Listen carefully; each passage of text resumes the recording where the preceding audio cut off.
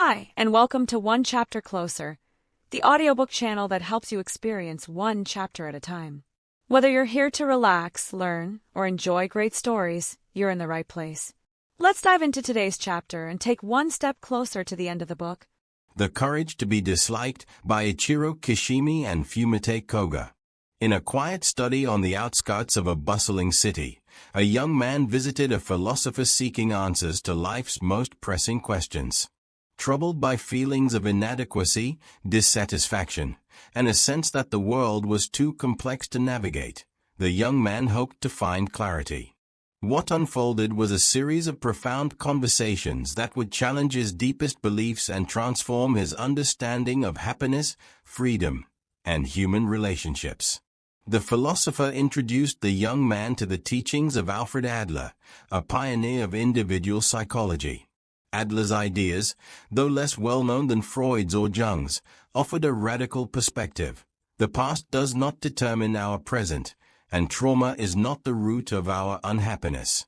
Instead, Adler proposed that we are driven by our present goals and the meanings we assign to our experiences.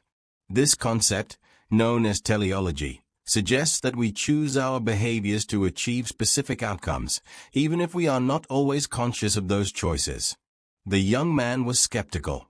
He argued that his past, his upbringing, his struggles, and his failures had shaped who he was. But the philosopher countered that while the past influences us, it does not control us. We have the power to reinterpret our experiences and choose new paths.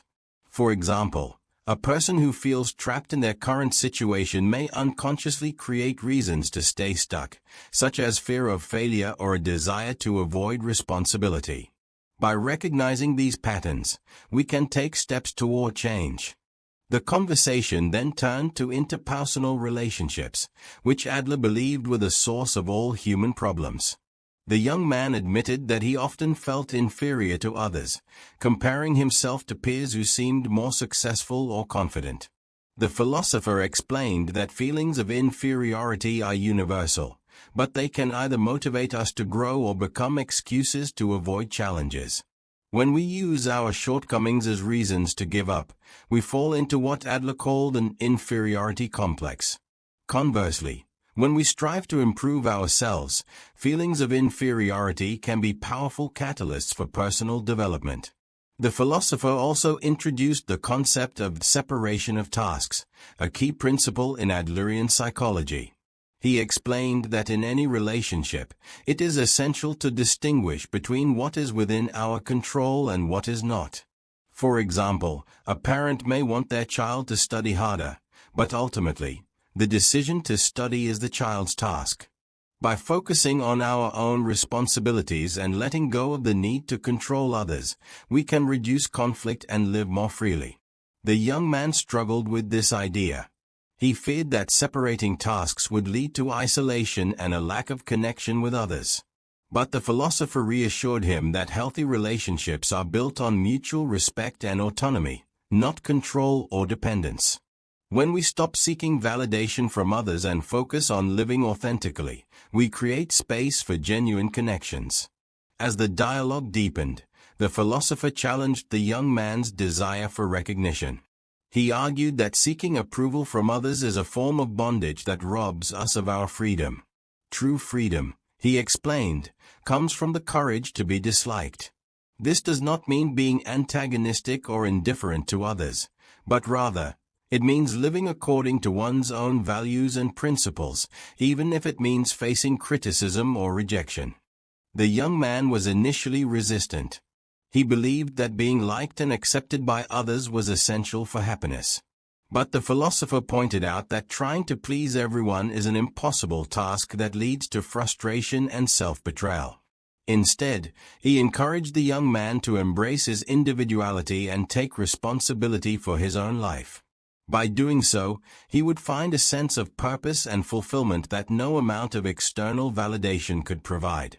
The philosopher also addressed the fear of failure, which often holds people back from pursuing their goals.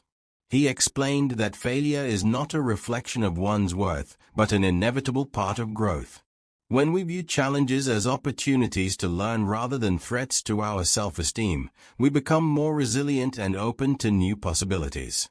Throughout their conversations, the young man began to see his life in a new light. He realized that his unhappiness was not caused by external circumstances, but by the meanings he had assigned to those circumstances. By shifting his perspective and taking proactive steps, he could create a more fulfilling and authentic life. The philosopher emphasized that change requires courage. It is not easy to let go of old habits, face uncertainty, or risk being disliked. But the rewards of living freely and authentically far outweigh the temporary discomfort of stepping outside one's comfort zone. In the end, the young man left the philosopher's study with a newfound sense of clarity and purpose. He understood that happiness is not something to be found outside oneself but a choice to live in alignment with one's values and goals. He realized that while he could not control the actions or opinions of others, he could always choose how to respond and what kind of person he wanted to be. The journey of self-discovery is ongoing, and the young man knew there would be challenges ahead.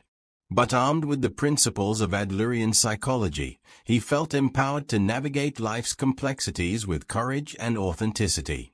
He had learned that the courage to be disliked is not a rejection of others but an affirmation of oneself, a commitment to living a life that is true to one's own heart.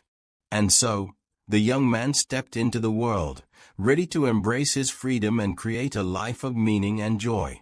In the end, the young man realized that true freedom and happiness come from within. By embracing Adler's teachings, he understood that he was not a prisoner of his past or the opinions of others. Instead, he had the power to choose his own path, define his own worth, and live authentically. The courage to be disliked was not about rejecting others, but about honoring oneself, living a life true to one's values, even in the face of criticism or misunderstanding.